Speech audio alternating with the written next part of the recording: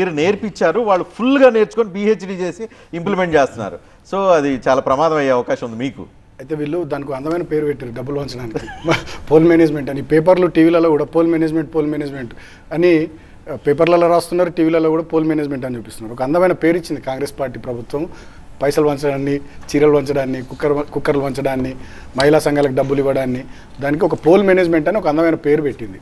So వాళ్ళు అంటున్నారు, దయాకర్ గారు ఏమంటారు, సోదరుడు మేము క్షేత్రంలో ఉన్నామంటున్నారు. నిజంగానే క్షేత్రంలో ఉంటే రజనీ గారు 2 సంవత్సరాల వీళ్ళ పరిపాలన మీద వీళ్ళకి విశ్వాసం ఉంటే ముఖ్యమంత్రి గారు వారం రోజుల పాటు ఎందుకు ప్రచారం చేస్తారు? తెలుగు రాష్ట్రాల్లో ఎన్నో ఉప ఎన్నికలు వచ్చినాయి. రవి గారు చెప్పాలి, మీరు రజనీ గారు చెప్పాలి. ఎన్నో ఉప ఎన్నికలు వచ్చినాయి. ఎన్ రామారావు గారి కంటే ముందు నుంచి కూడా మొన్నటి కేసీఆర్ వరకు. సో ఏ ముఖ్యమంత్రి కూడా వారం రోజుల పాటు ఒక ఉప ఎన్నికలు తిరగలే, పరిపాలనను పక్కకు పెట్టి. ఈ ముఖ్యమంత్రి గారికి నిజంగానే తన పరిపాలన మీద అంత నమ్మకం ఉంటే ఎందుకు ఇన్ని రోజుల పాటు ప్రచారం చేసింది? ఒకటి, సడన్గా అజారుద్దీన్ గారి మీద ప్రేమ, ముస్లింల మీద ప్రేమ ఎందుకు వచ్చింది? ఉప ఎన్నికల సందర్భంలో ఎందుకు మంత్రి పదవి ఇచ్చారు? రెండవది. మూడవది, సడన్గా సినీ కార్మికుల మీద ప్రేమ ఎందుకు వచ్చింది? వాళ్ళకి సంబంధించి సపరేట్ మీటింగ్ ఎందుకు పెట్టారు? తర్వాత 4వది, 6 గ్యారంటీలకు సంబంధించి ఎప్పుడు రివ్యూ చేయలే. సడన్గా ముఖ్యమంత్రి గారు ఎన్నికల సందర్భంలోనే 6 గ్యారంటీలకు సంబంధించి రివ్యూ చేశారు. అంటే నేను చెప్పేది ఏంటంటే ఓవరాల్గా వాళ్ళు ఓడిపోతున్నామనే ఓటమి భయంలోంచే అన్ని రకాల శక్తులు ఒడ్డిర్రు.